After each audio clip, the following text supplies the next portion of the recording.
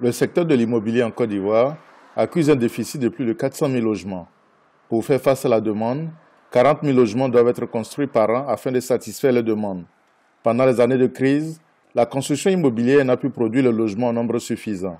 C'est pour cette raison que le gouvernement a initié un programme de 60 000 logements par an pour résorber ce déficit. Plus de 71 chantiers de construction ont démarré.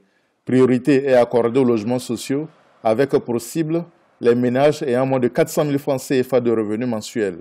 En général, pour un projet de 3 000 logements, les promoteurs doivent construire 1 800 logements sociaux et économiques.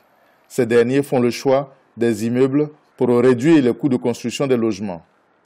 Si vous mettez par exemple 300 mètres carrés et que vous mettez un immeuble dessus et que dans cet immeuble on peut compter, disons, 20 appartements, il est évident que l'incidence du coût du foncier est plus réduite sur le coût de revient de chaque logement que si vous prenez une maison, les 300 mètres carrés à vous tout seul. Pour booster la construction immobilière, le gouvernement a entrepris des réformes.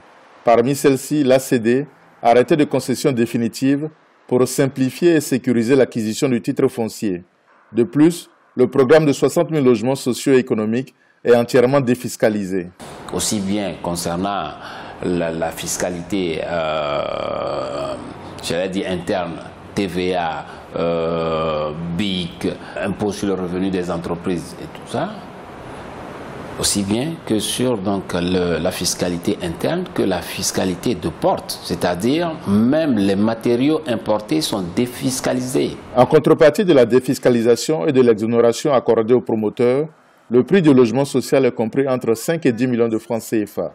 Le prix du logement économique est compris entre 10 et 15 millions de francs CFA.